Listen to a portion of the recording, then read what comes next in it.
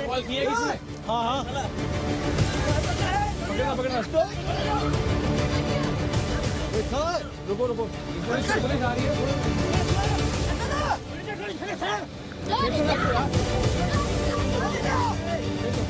जो शख्स हमारी गिरफ्त में था उसकी पूरी कोशिश ये थी कि वो उस गंदे नाले में कूद जाए जिसके किनारे पर ये सारी जोर आजमाई जारी थी।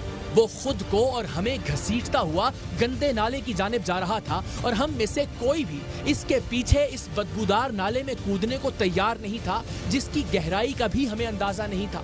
यही वजह थी कि आखिरकार ये शख्स हमारी गिरफ्त से निकलकर नाले में छलांग लगाने में कामयाब हो गया।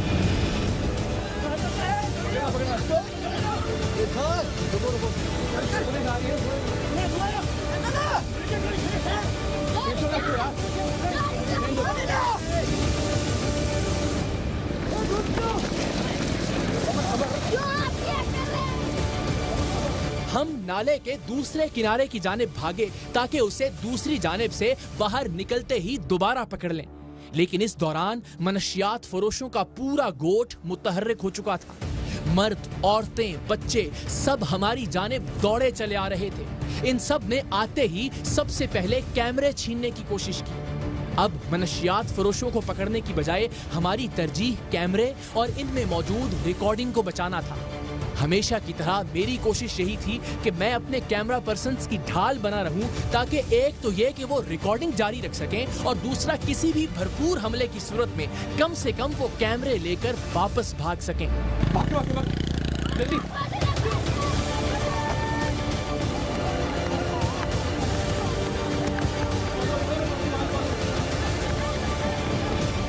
बरसों पहले हैदराबाद में भी लड़कियों की खरीदो फरोख्त के अड्डे बेनकाब करने पर जराइम पेशा अफराद की पूरी बस्ती हम पर टूट पड़ी थी।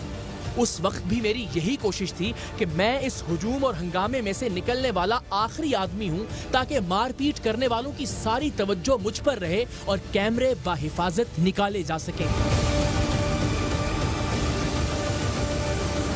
ठट्ठा में गोठ अली मोहम्मद कातियार में भी कमोबेश ऐसी ही सूरत हाल थी, लेकिन यहाँ मर्द पीछे थे जबकि औरतें हमलावर थीं। इसलिए कि औरतों पर जवाबी हमला करने से हर एक गुरेज करता है, हम भी ऐसा ही कर रहे थे। हमारे पास इनकी लातों, मुक्कों और डंडों का सामना करने के सिवा कोई चारा नहीं था। अंधेरे में किसने क्या चीज उठाकर मारी हमें कुछ पता नहीं चल रहा था।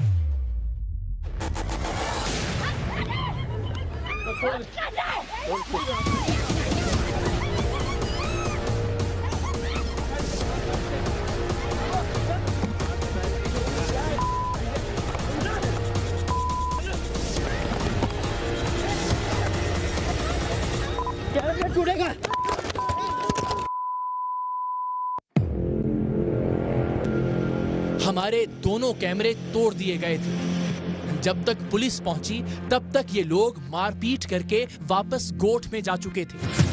बैकअप बैटरीज के जरिए कैमरों को ऑन करने की कोशिश की गई, लेकिन पता चला कि कैमरे चूंकि चलते चलते गिरकर बंद हुए हैं, लिहाजा शायद रिकॉर्डिंग महफूज नहीं रही। पुलिस ने गोठ में सर्च ऑपरेशन किया, लेकिन सब मर्द गोठ को छोड़कर फरार हो गए थे, जबकि औरतें पुलिस पर चीख चिल्ला रही थीं।